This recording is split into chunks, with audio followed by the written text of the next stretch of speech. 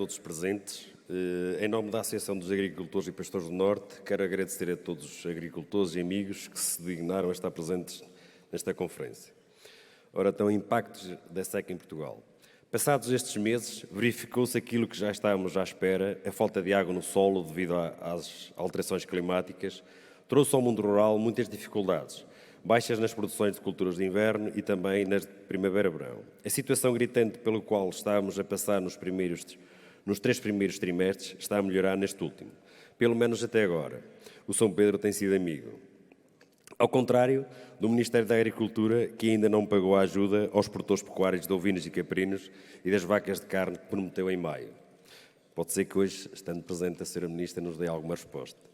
Os setores agrícola e florestal são das atividades económicas mais afetadas pelos impactos das alterações climáticas. O exemplo claro disso são as situações de seca que têm assolado o nosso país nos últimos 20 anos, ou os prejuízos causados por tempestades, trovoadas localizadas. Os fenómenos climáticos extremos são cada vez mais frequentes e uma verdadeira política ambiental que contribui para a preservação do meio ambiente, por um lado, que promove ativamente a mitigação dos efeitos das alterações climáticas, por outro, e ainda que apoie os agricultores e proprietários florestais pelos prejuízos causados quando estes fenómenos ocorrem. Deve ser posta em prática.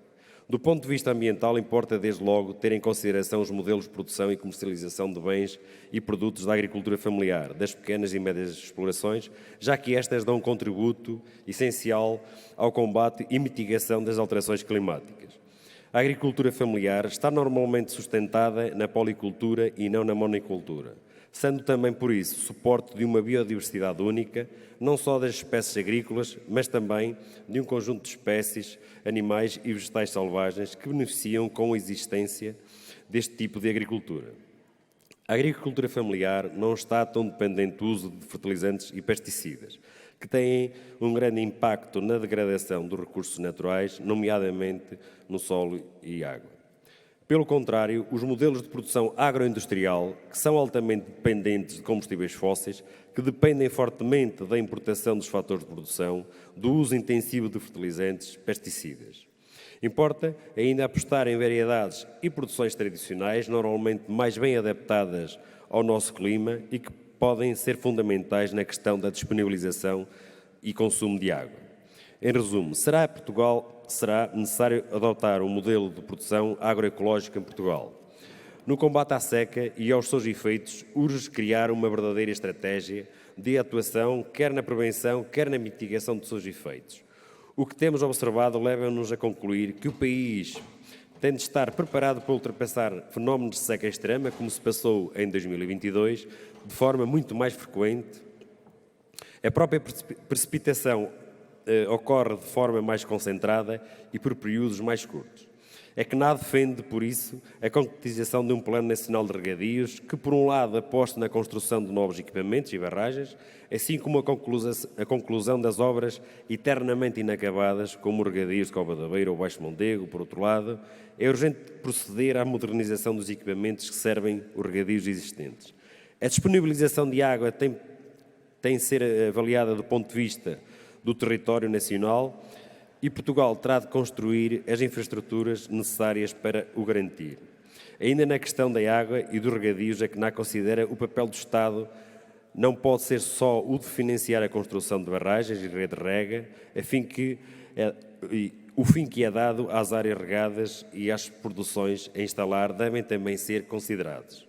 O modelo de produção monocultural e superintensivo instalado em Alqueva é errado e não deve ser replicado, já que não serve o desenvolvimento da região, do país e muito menos das populações que lá moram. Serve sim um punhado de grandes grupos económicos e fundos de investimento que se instalaram na região.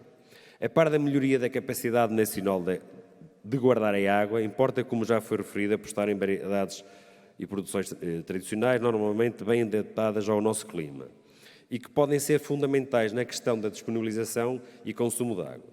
A adoção das medidas de poupança no consumo de água devem ser prioritárias. Medidas a tomar pelo Governo não devem ser apenas repisar nas respostas já rotineiras, devem encarar a seca no médio e longo prazo. O apoio direto à alimentação animal, comida e água, o reembolso do custo com a eletricidade verde, apoios específicos e acessíveis para a construção de pequenas barragens e outros reservatórios de água. Produções intensivas e superintensivas devem ser mais condicionadas. A agricultura familiar, raças e espécies autóctones devem ser mais protegidas e apoiadas. Do ponto de vista ao apoio dos agricultores, quando os prejuízos ocorrem, também tem que mudar. Desde logo, será necessária a constituição de um sistema de gestão de risco que passe por ter seguros agrícolas com gestão pública, com coberturas adaptadas à nossa realidade e onde, de facto, se apoiem os agricultores e não as seguradoras. É ainda necessário prever um conjunto de medidas que possam entrar de forma imediata quando os fenómenos acontecem, para a compensação pelos prejuízos causados, por exemplo, intempéries ou incêndios. As medidas dedicadas ao restabelecimento do potencial produtivo devem ser simplificadas, desburocratizadas e com as taxas de apoio que se adaptem às populações de menor dimensão. Por um mundo rural mais forte, viva a CNA, viva os agricultores!